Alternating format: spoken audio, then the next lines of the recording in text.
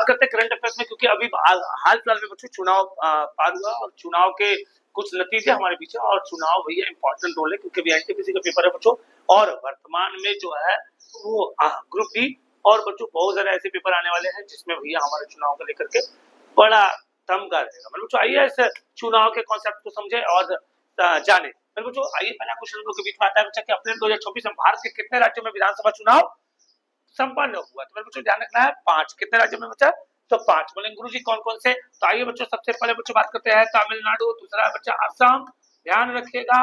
Third की बात करेंगे बच्चों तो केरला, एंड फोर्थ की बात करेंगे तो पुदुचेरी। मेरे बच्चों ध्यान रखना है पुदुचेरी, और मेरे बच्चों पांचवा की बात करेंगे तो वेस्ट बंगाल। जो ये 5 राज्य मेरे बच्चों अभी हाल फिलहाल में ये संपन्न हुआ और 4 मई को इसका रिजल्ट भी आ गया। बंगाल विधानसभा चुनाव 2024 में किसने बहुमत हासिल किया? तो मेरे बच्चों याद रखना बीजेपी है जो बहुमत हासिल किया। मेरे बच्चों ध्यान रखना है।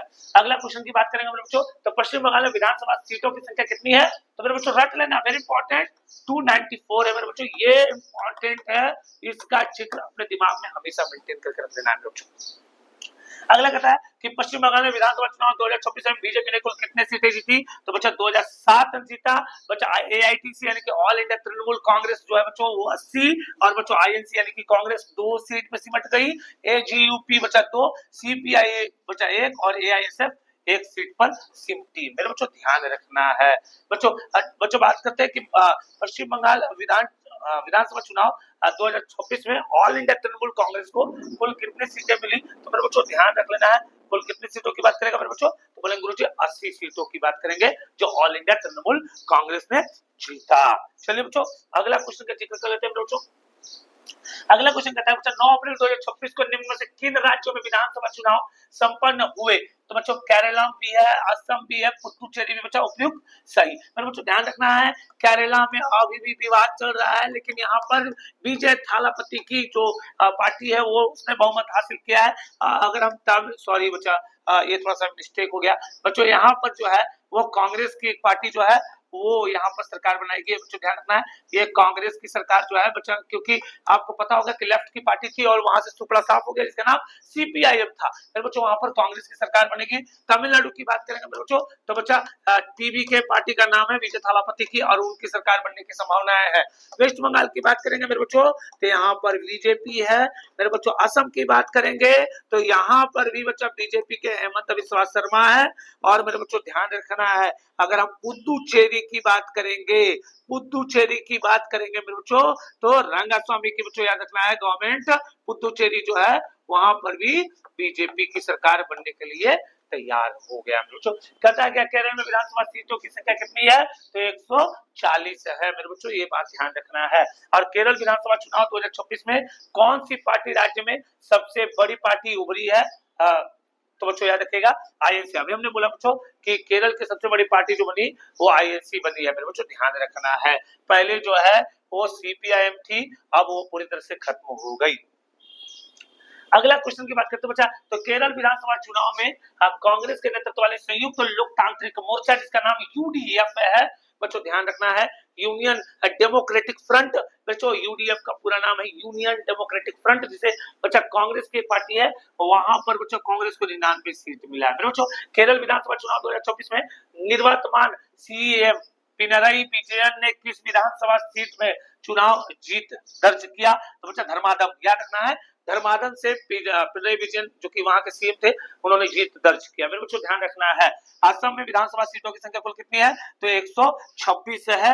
ये बात ध्यान रख लेना है मेरे बच्चों। कहता है अगला सवाल असम विधानसभा चुनाव 2026 में किस पार्टी ने 82 सीट और बहुमत प्राप्त किया? मेरे बच्चों बीजेपी, जिसका सरकार बच्चा हेमंत बिस्वा शर्मा है।